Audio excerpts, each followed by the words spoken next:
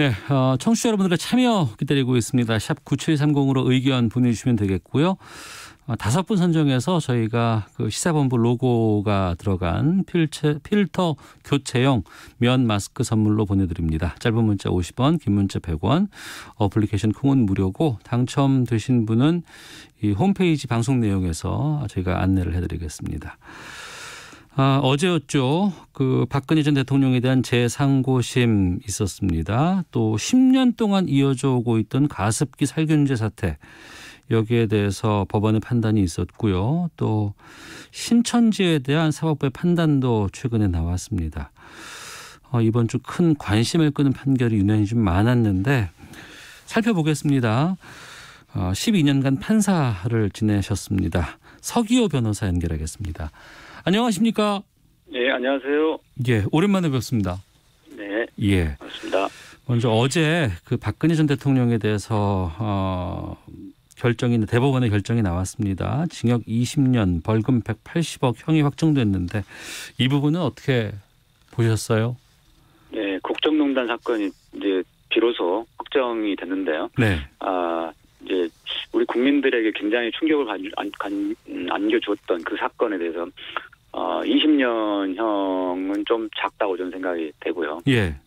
원래 이제 항소심에서 30년형 선고됐었다가 네. 이제 대법원에서 일부 무죄가 선고되고 또 분리 선고를 해야 된다는 이유로 파기됐었지만 네. 그 일부 무죄된 거는 굉장히 작은 사소한 부분이거든요. 네. 그렇기 때문에 그 형량이 그렇게까지 줄일 건 아니라고 생각이 됐는데 하여튼 이미 형량이 20년이 줄어진 상태에서 네. 재상고가 됐기 때문에 네. 대법원에서는 그 형량이 줄어든 걸 다시 건드릴 수 있는 건 아니다 보니까 그대로 확정이 된 것 같습니다. 그렇군요. 자, 그리고 이제 논란되고 있는 판결도 좀 여쭤볼까 하는데요. 먼저 그 가습기 메이트라는 살균제 제조하고 판매한 SK케미칼 애경산업의 전직 임직원들에게 1심 재판부가 무죄를 선고를 했습니다. 이전에 옥시 같은 경우에는 유죄가 나왔었는데 이게 무죄가 나와서 일반인들이 이거 어떻게 된 거지? 라고 궁금하신 분 많이 계시거든요.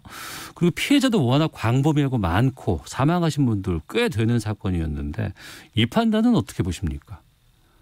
네, 가습기 살균제 사건이 두 가지가 있는데 이제 옥시 쪽에 대해서는 2018년도경에 징역 6년 이렇게 대표에 대해서 유죄 판결이 확정이 됐고요. 예.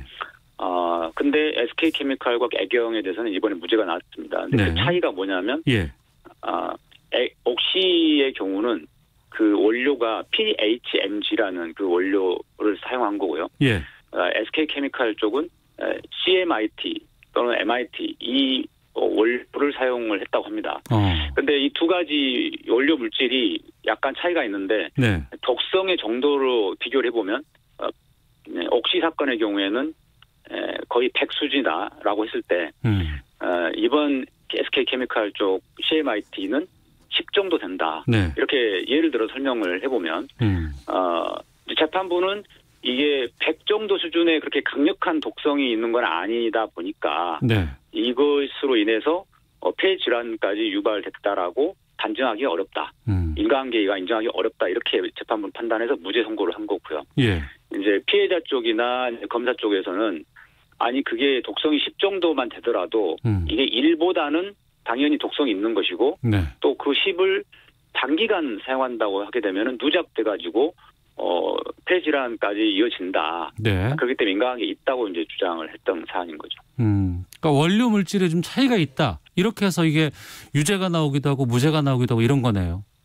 예, 근데 그 원료 물질의 독성 정도가 차이가 상당히 큰 모양입니다. 그 부분은 이제 피해자분들이나 사회적 참사위원회에서도 그거는 인정은 하는데 네. 그렇다 하더라도 그 독성의 정도가 10 정도로서 PHMG보다는 낮다고 하더라도 그것도 장기간 사용하게 되면은 폐 질환까지 이어진다. 네. 그리고 그러한 동물 실험 결과도 있다라고 이제 환경부 보고서를 기초로 해서 재조사가 시작됐던 거죠.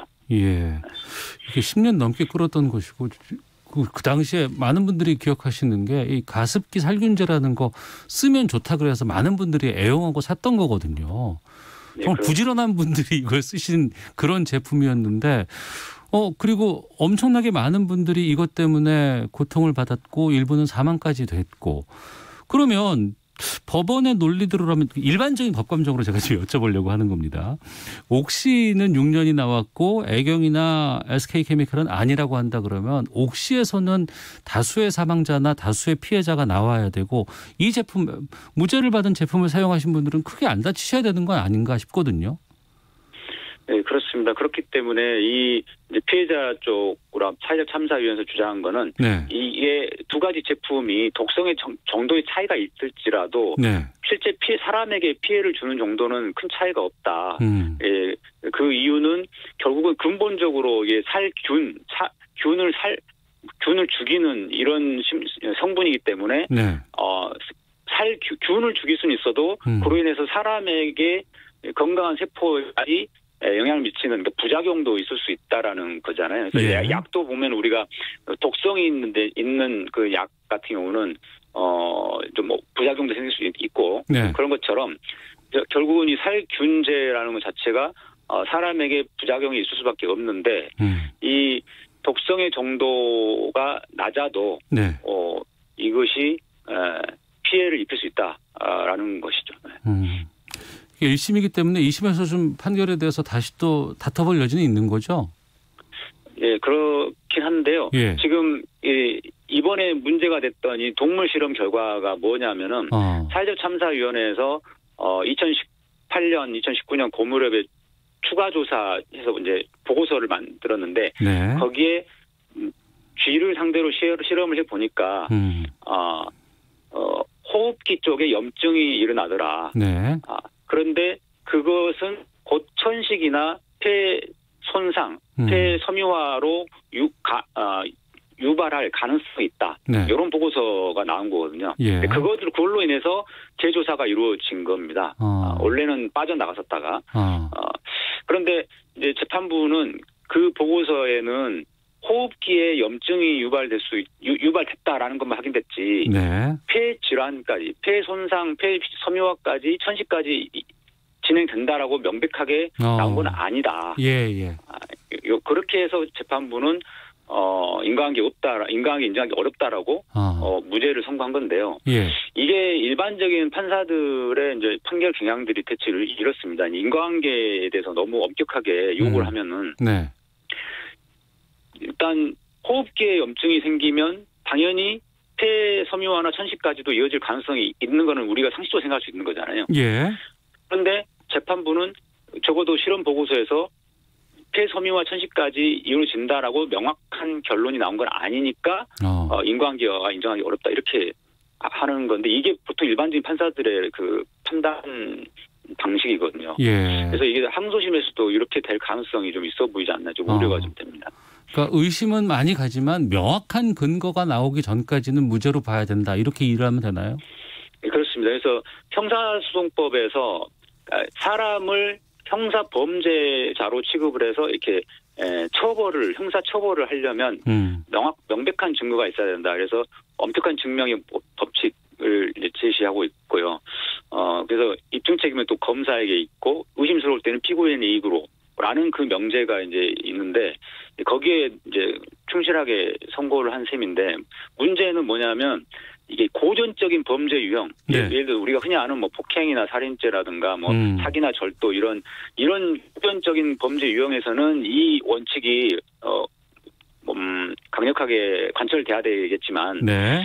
지금 현대적인 범죄 유형 이런 기업의 제품으로 인한 피해, 재해, 그다음에 의료 소송이라든가 이런 그다음에 이번에 코로나 감염과 관련된 네. 역학조사 이번에 빠져나간 거 있지 않습니까? 무죄난 거 이만희에 대해서 이런 것들은 현대적인 범죄 유형으로서 인과관계를 엄격하게 너무 요구하다 보면 기업이나 의료계 쪽은 이제 광범위한 자료를 갖고 있는 이렇게 정보의 비대칭성이 인정되니까 좀 기울어진 법정이 될 수 있다는 거예요. 예. 그래서 이런 현대적인 범죄 유형에서는 인과관계를 완화시켜야지 되는데 과거의 고전적인 범죄 유형처럼 똑같이 접근하고 있는 게 저는 근본 문제라고 생각이 됩니다. 또 방금 말씀해 주신 그 부분 때문에 또 많은 분들이 지금 화가 나 있는 분들도 계세요. 그러니까 신천지 이만희 총회장에 대한 1심 재판에서 이 감염병 예방관리법 이 부분에 대해서 전부 무죄가 나왔거든요. 이 부분도 좀 저희들은 납득하기가 좀 쉽지 않은데 왜 무죄가 나온 겁니까? 네, 그렇습니다. 이것도 보면은 재판부는 역학조사의 범위에 설문조사나 대면조사 이런 내용들만 포함되고 네. 사전 준비 단계로서의 명단 제출 요청 이거는 준비 단계에 불과하다. 이렇게 이제 판단을 해가지고 이제 무죄 선고를 한 건데요. 예, 예.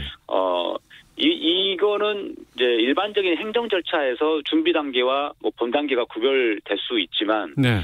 이런 전염병 예방 같은 거는 이제 시급하게 대처를 해야 되고 전 국민에게 안전에 위협이 되기 때문에 네. 포괄적인 접근이 필요하지 않습니까? 그렇다고 하면은 신천지 교인의 명단 제출을 요구하는 네. 그거는 준비 단계로 분리할 수 없고 본 단계하고 섞여서 네. 그것도 역학수사의 범위 내로 포함되는 것이거든요.